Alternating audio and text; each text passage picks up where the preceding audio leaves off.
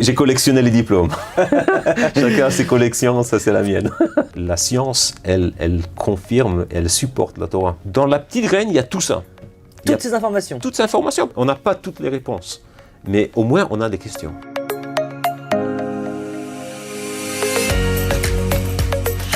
Je suis né en Italie, à Milan, mais on parlait français à la maison. Et en fait, quand j'étais petit, il y avait une école de bonnes sœurs françaises juste en face de la maison de mes parents. Et donc, j'ai fait ma scolarité là-bas, jardin d'enfants et école primaire. Puis après, j'ai commencé à échanger entre le système italien et le système français. J'ai fait mes études d'ingénieur au Polytechnique de Milan, de rencontrer un professeur entrepreneur qui faisait un nouveau programme d'échange d'étudiants européens, Erasmus. Et on a organisé ça, j'étais un peu le cobaye pour aller à l'école centrale Paris. Pendant la dernière année, j'ai fait même un DEA, ça c'était à Centrale, c'était électronique, le DEA c'était optoélectronique. J'ai fait un master en business à l'INSEAD en France et j'ai été rejoindre une boîte de consulting en Angleterre et j'ai réussi à les convaincre de m'envoyer aux États-Unis. Mais puis je me suis rendu compte que le business n'était pas tellement fascinant, c'était pas aussi fascinant du tout comme ce l'était la science. Donc j'ai eu la chance d'appliquer à l'MIT, le Massachusetts Institute of Technology, qui est une des écoles les plus réputées au monde en sciences, et ils m'ont accepté. Et donc de là, c'était 5 ans exceptionnels en faisant un doctorat là-bas. J'ai une photo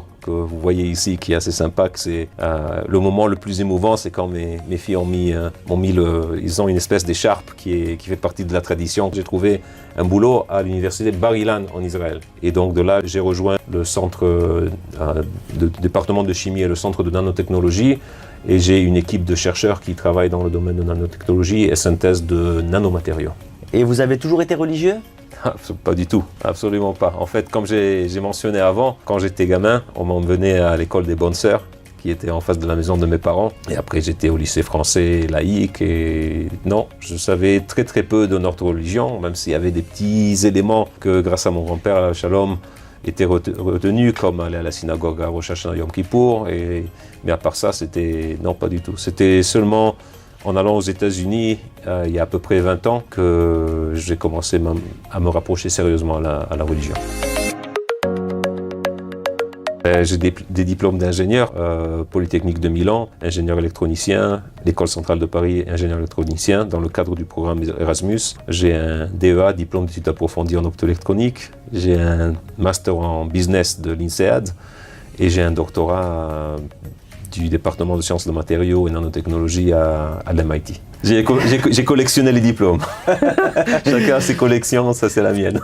Et est-ce qu'on peut, vous qui êtes scientifique, réconcilier la science et la Torah? Ça me fait rigoler quand j'entends des questions comme ça, parce qu'en fait, la science, elle confirme, elle supporte la Torah. Quand on veut mettre en conflit la Torah et la science, pour moi, en tant que scientifique, ça n'a pas tellement de sens. Parce qu'en fait, quand on voit au niveau scientifique la création, mais vraiment au niveau scientifique, et on va dans les détails, on voit le niveau de complexité, le niveau de planification, qui est impossible à ne pas demander à un créateur.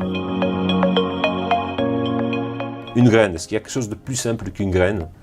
On pourrait penser, mais c'est pas, tu vas voir la science dans la graine. Donc de là, vous voyez que la première chose que le haricot fait, c'est de planter la racine, le début de la racine, vers le bas. En fait, vous voyez qu'il y a des racines secondaires qui poussent de côté et qui commencent à s'ancrer dans le sol. Une fois que ça s'est bien ancré dans le sol, ça commence à pousser la tige. Et vous voyez la force de la tige qui soulève la terre. On remarque que la racine, elle rentre dans le sol, va vers le bas, et la tige, elle monte vers le haut. Évidemment, vous dites, mais c'est évident. Je veux qu'on réfléchisse sur un certain point. La graine, elle a une certaine orientation.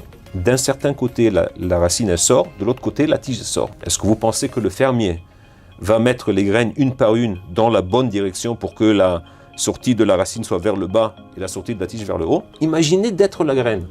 Je suis la graine.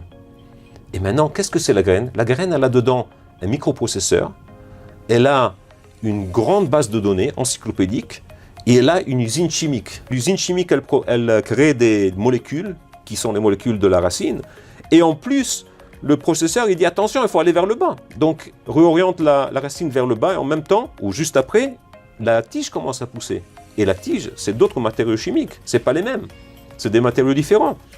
Et donc maintenant, vous avez la tige qui va vers le haut, les racines qui vont vers le bas, ils continuent à croître. Et imaginez que c'est un arbre fruitier. Parlons d'une orange, par exemple, une graine d'orange. Ça commence à croître le tronc, et le tronc, il croît, il est vert, et puis après, au fur et à mesure, il commence même à s'élargir, il pousse en hauteur, et il pousse en largeur. Et en fait, en largeur, la composition chimique change, et ça devient du bois. Et à un certain point, le programme, il dit « Ah, maintenant, il faut croître les branches ». Et donc, il va choisir où croître les branches. Les branches commencent à croître, et à un certain point, un autre programme se déclenche. Maintenant, il faut croître les branches secondaires, les branches sur les branches, et ainsi de suite. Et à un certain point, qu'est-ce qui se passe? Il faut croître les feuilles. Les feuilles. Mais attendez, les feuilles sont vertes, les feuilles sortent, elles ont tout un système de nerfs pour la sève, et elles sont vertes. La croissance des feuilles fait en sorte qu'il y a un maximum d'exposition au soleil. Donc, toutes les feuilles essaient de ne pas croître au-dessus d'une autre, pour ne pas obscurcir le soleil de l'un. Et les feuilles sont vertes.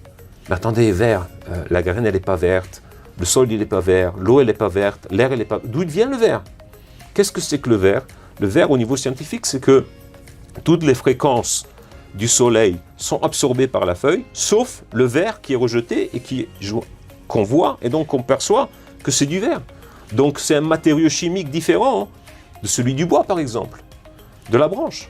Et puis à un certain point, le programme, il déclenche un autre programme, il faut maintenant les fleurs. Et les fleurs, elles sortent, elles sont un peu blanches, un peu roses, un peu jaunes. D'où elles viennent ces couleurs? C'est le moment de croître le fruit. Mais ce qui est fascinant, il décide où s'accrocher. Et le fruit, quand il commence à croître, quelle couleur il a? Il est vert. Pourquoi il est vert? Comme ça, on le confond avec les feuilles. On n'a pas envie de le manger. On sait qu'il n'est pas mûr. Donc, c'est confondu avec les feuilles. Ça nous envoie un message. Attention, ne me prends pas encore, je ne suis pas prête. Et elle commence à croître. Là, au niveau scientifique, vous pouvez penser qu'il y a un problème assez monstrueux parce que vous avez un volume et une écorce. L'écorce, c'est une surface.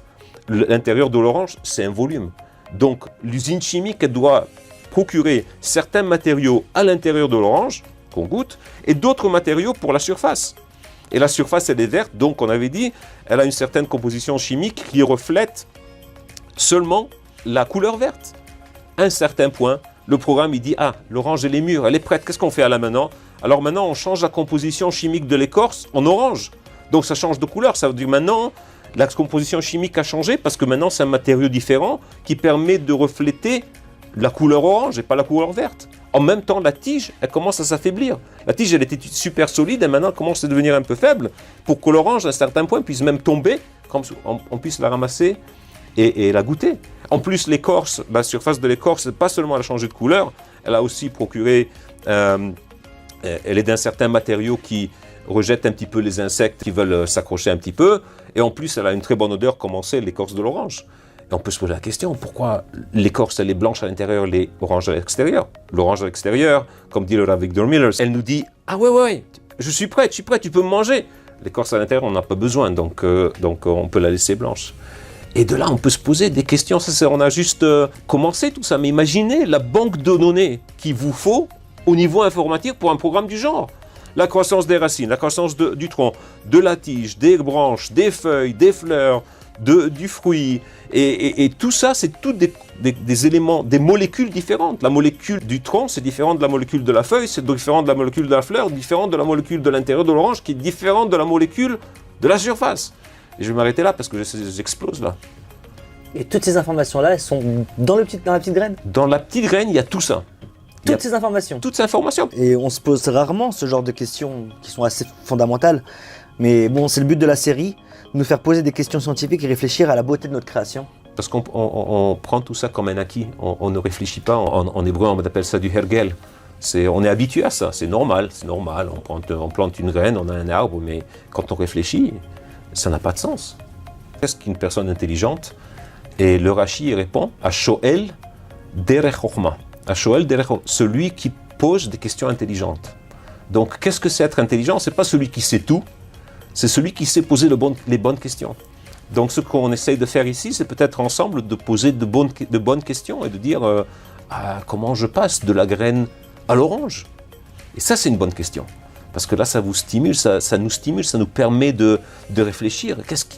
Comment est-ce que ça se passe tout ça? Et on n'a pas de réponse. Parce que beaucoup de points dont j'ai évoqué Vous allez chercher dans les papiers scientifiques, vous n'allez pas trouver de réponse. On n'a pas toutes les réponses.